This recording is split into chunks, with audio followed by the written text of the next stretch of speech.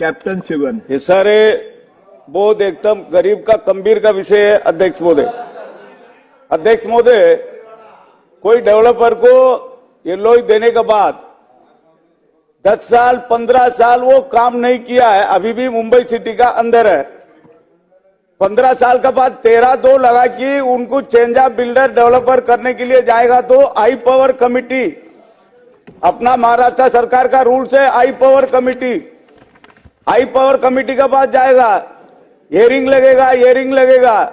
10 साल जनता एकदम तकलीफ में है, उसके पास हियरिंग, उसके बाद हाई पावर कमिटी, उसके पास डेवलपर कोर्ट में जा सकता है। हाई पावर कमिटी के पास गरीब जनता बैठ नहीं सकता है, हियरिंग में गरीब जनता बैठ नहीं सकता है।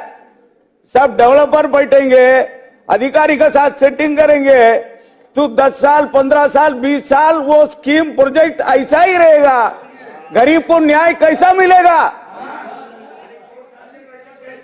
अध्यक्ष महोदय, कोई भी डेवलपर को एलओई दिया, 4 साल 5 साल वो काम नहीं करेगा तो सरकार उनको डिबार करना चाहिए, चेंज ऑफ डेवलप करना चाहिए।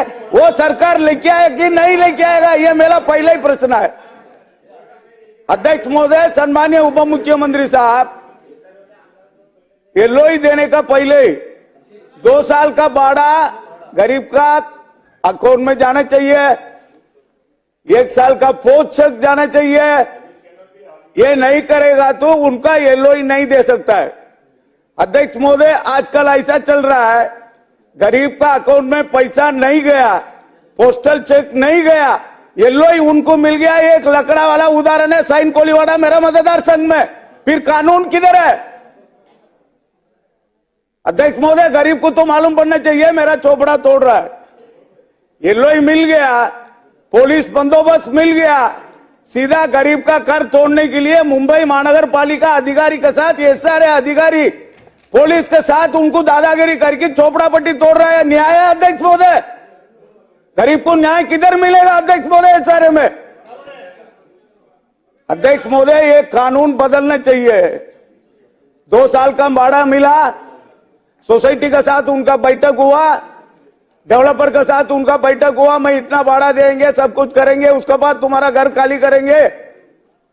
सम्मानीय उप मुख्यमंत्री देवेंद्र फडणवीस साहब का कानून है, 2 साल का भाड़ा दे दो, पोषक दे दो, बाद में गरीब को तकलीफ दे, नहीं तो तकलीफ देना नहीं, चोपड़ा तोड़ना नहीं।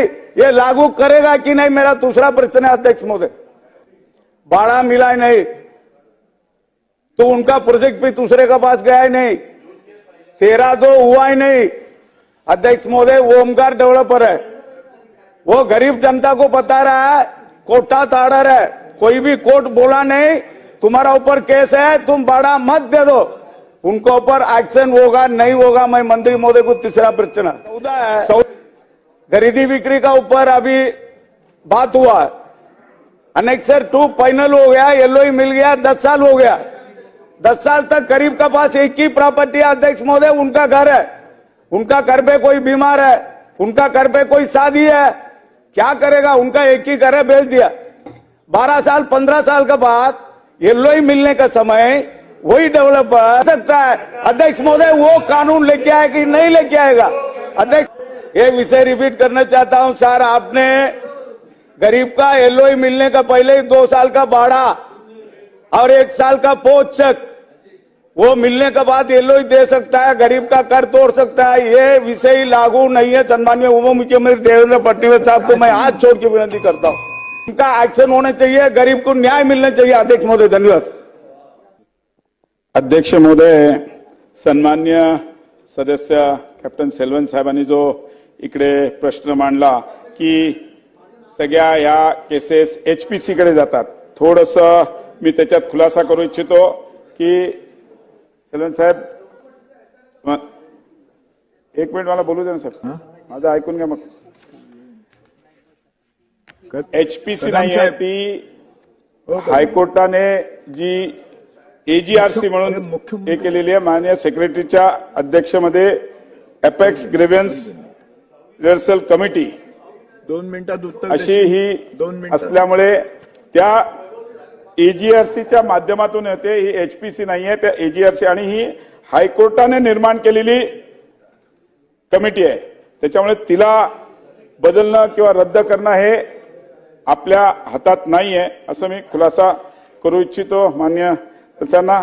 बाकी त्यांनी जो भाड्याचा विषय मांडला तर आपल्याला आठवत असेल तर SRA मध्ये सर्क्युलर नंबर 210 काढलेला आहे, ज्यामध्ये 2 वर्षाचं भाडं आपण त्या विकासाकडून ऍडव्हान्स घेतो आणि त्या डेव्हलपर देत नाही म्हणून आपण आपल्या माध्यमातून त्या ज्या झोपडीधारक आहेत त्यांना आपण तो देण्याचा हे करतो. आपलं एखादं स्पेसिफिक कुठलं प्रकरण असेल तर तुम्ही सांगा. मागच्या वेळेस तुम्हाला माहिती असेल सायन कोळीवाड्याच्या एका केसमध्ये आपण त्यांना बोलवलं होतं आणि त्यांच्याशी चर्चा करून त्या याच्यामध्ये तुम्हाला पण त्या मीटिंगला बोलवलं होतं आणि त्याच्यात सेक्रेटरी मॅडमच्या उपस्थितीमध्ये आपण तो प्रश्न सॉर्ट आउट करायचा प्रयत्न केला होता. पण असं स्पेसिफिक आपलं अजून कुठलं प्रकरण असेल तर ते आपण आम्हाला सांगावं. नक्कीच त्याच्यात कारवाई केली जाईल, कोणालाही त्याच्यामध्ये स्पेअर केलं जाईल नाही, कोणालाही सोडणं जाणार नाही.